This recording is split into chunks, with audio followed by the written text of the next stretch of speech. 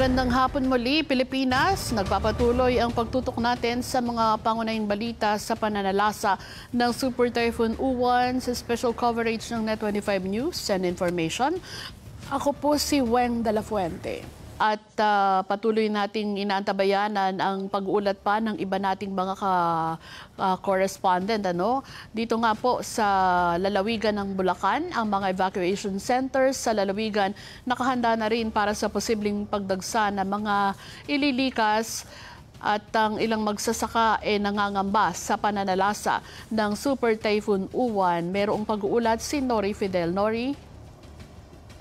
Yes, Weng, dahil itinas na nga sa signal number 4 ang ilang bahagi ng Bulacan, partikular na sa northern at eastern portion, mas lalong pinigting ng mga lokal na pamahalaan ng pagbabantay sakaling tuluyang hagupitin ni Super Typhoon Uwan.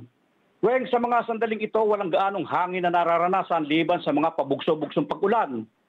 Sa bayan ng Bustos, bantay sarado ng mga responders ng Bustos MDRRM o ang Bustos Dam, maging ang kahabaan ng Angat River, kung saan nananatiling bukas ang mga spill gate nito at patuloy sa pagpapakawalan ng tubig.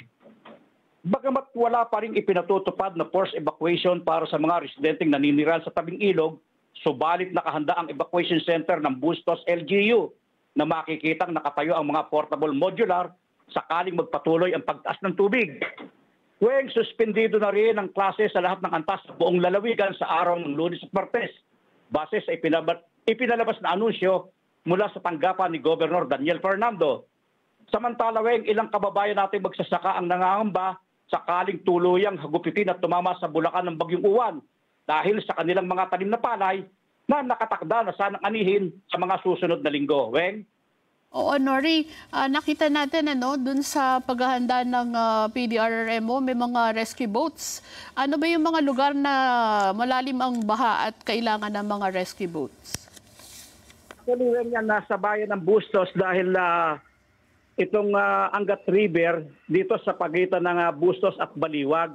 At dyan sa tabing ilog na yan, marami tayong mga kababayang residente na naninirahan dyan. But nung mag-ikot sa ilang barangay, merong ilang barangay na mayroong lumikas na dahil sa pangamba na baka tumaas nga ang tubig sa kanilang lugar.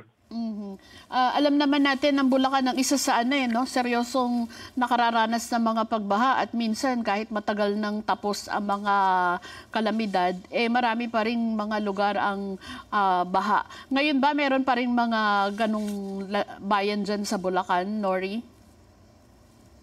Actually, Weng, dahil ito ng Bustos Dam, pag nagpakawala ng tubig dito, ang nagiging catch basin ay ilang bayan dito gaya ng Kalumpit, Pulilan, Hagunoy, especially Hagunoy, Paumbong. Yan ang mga catch basin.